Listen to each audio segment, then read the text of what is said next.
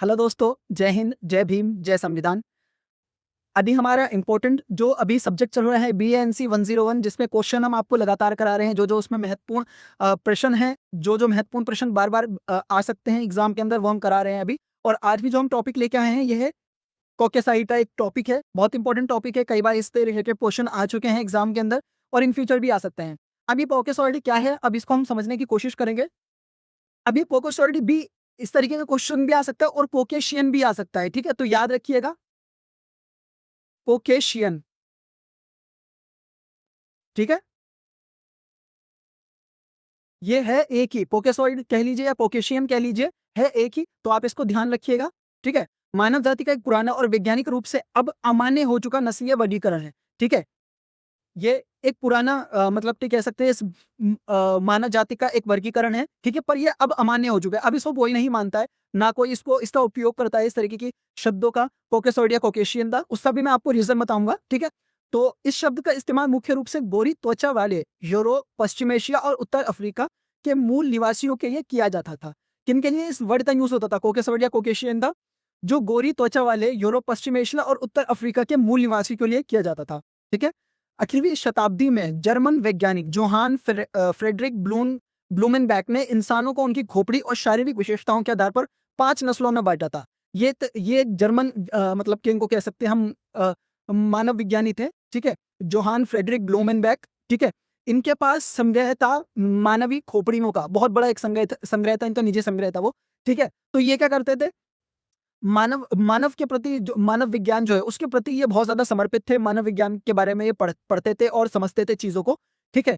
तो ये जो थे, इन्होंने 5 एक तरीके के 5 नस्लों में मानव को बाँटा था, ठीक है? जो ये कॉकेसॉइड वर्ड है, ये भी इन्हीं की देन कह सकते हैं, जिनमें से एक कॉकेसॉइड श्वेत थी, ठीक है? अब इसके हम पॉइंट को समझ लेते हैं। कॉकेसॉइड लोगों की मुख्य शारीरिक विशेषताएँ क्या थी, ठीक है? वर्गीकरण के अनुसार इस समूह के लोगों में निम्नलिखित लक्षण पाए जाते थे। त्वचा, रंग बहुत गोरा, हल्का गुलाबीपन लिए भूरा या ज़ैतूनी रंग, ठीक है? कॉकेसॉइड लोग कैसे होते थे? बहुत ज़्यादा गोरे या हल्का गुलाबीपन रहता था उनके चेहरे पे, भूरा या ज़ैतूनी रंग का, ठीक है? भूरा जैसे होता है ना, गोरा रंग होता है, उसके ऊपर भूरा-भूरा आपने देखा होगा अभी, जैसे यूरोप के लोग हैं या रशिया की तरफ जो लोग हैं, उनका चेहरे का कैसा होता है मतलब के रंग, वैसा। तो वो लोग कौन, उनको क्या कहते हैं, कॉकेसॉइड या कॉकेशियन कहते थे। बाल हल्के, मुलायम और सीधे या लहरदार भी नहीं। हल्के मुलायम जैसे मतलब बहुत ज़्यादा सॉफ्ट हेयर नहीं होते, वैसे इनके हेयर होते थे। चेहरा और नाक, चेहरा काफ़ी हद तक संतरा होता था, मतलब पतला चेहरा रहता था इनका, और नाक तीखी व उभरी हुई होती थी। नाक जो होती थी, आप अभी भी देखोगे मोस्ट ऑफ द मतलब के जो ज़्यादातर लोग हैं, उनमें क्या है कि जो उनकी नाक होती थी वो बहुत तीखी होती थी, खड़ी नाक होती थी, ठीक है? तो ये रहता था इसमें। और उत्पत्ति और निवास क्षेत्र, इनका निवास क्षेत्र जो था, इस प्रजाति का उद्गम स्थल मुख्य रूप से यूरोप, मध्य पूर्व और भारतीय उपमहाद्वीप सहित दक्षिण और दक्षिण पश्चिम एशिया को माना गया है। इनका ये मतलब कि जो ये रिलेट करते थे लोग, ये इस क्षेत्र से रिलेट करते थे। यूरोप, मध्य पूर्व और भारतीय उपमहाद्वीप सहित दक्षिण और दक्षिण पश्चिम एशिया को माना गया है। वर्तमान वैज्ञानिक दृष्टिकोण क्या है? अब इसको हम समझ में थे थे वर्तमान वैज्ञानिक दृष्टिकोण क्या है? आधुनिक विज्ञान और आनुवांशिक जैविक के अनुसार इंसानों को जैविक नस्लों, बायोलॉजिकल रेसेस में बांटने का पुराना सिद्धांत अब पूरी तरीके से खारिज कर दिया जाए। क्या है, वो पहले ये जेनेटिक्स के आधार पर ना, नस्लों के आधार पर इनको मतलब के बांटा गया था, ठीक है? आज के वैज्ञानिक मानते हैं कि इंसानों को जैविक नस्लों में नहीं, बल्कि एक ही मानव प्रजाति होमो सेपियंस के रूप में देखा जाना चाहिए।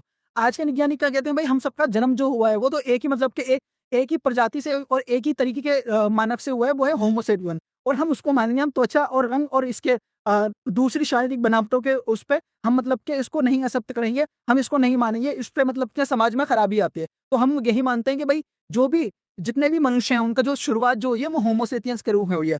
त्वचा के रंग और अन्य शारीरिक विशेषताओं में बदलाव केवल जलवायु, पर्यावरण और भौगोलिक अनुकूल एडॉप्शन का परिणाम है, ठीक है? अगर मान लीजिए किसी की भी शारीरिक कोई भी मतलब कि अलग बनावट है या कोई भी चीज़ है, तो वो पर्यावरण की वजह से हो सकता है, ठीक है? और किसी भी तरीके से मतलब अब हम ये नहीं मानते कि वो किसी और वजह से होगा, या कोई ऊपर है किसी भी मनुष्य से। जो व्यक्ति गोरा है, वो भी, उसे भी जीने का उतना अधिकार है जो व्यक्ति काला है, और या जो व्यक्ति भूरा है, ठीक है? तो कोई भी किसी के ऊपर नहीं है, सब होमो सेपियन से ही आई है, पूरी मानव प्रजाति जो है वो होमो सेपियन से ही आई है, ठीक है? तो ये पूरी हमारी क्लास है आज की, ठीक है? हम इसमें कॉकेशियन के बारे में पढ़ रहे हैं, कॉकेसाइरी के बारे में।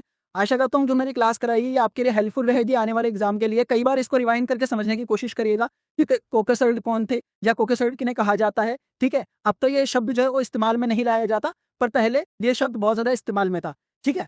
तो हमारे पेज को फॉलो कर दीजिए। आगे फ्यूचर में वीडियोस आएंगे, सब्जेक्ट वाइज हम और भी अच्छी वीडियोस लाएंगे, उसकी प्रॉपर पीडीएफ रेडी करेंगे आपके लिए, जो आप हमसे पीडीएफ भी ले सकते हो। So thank you so much.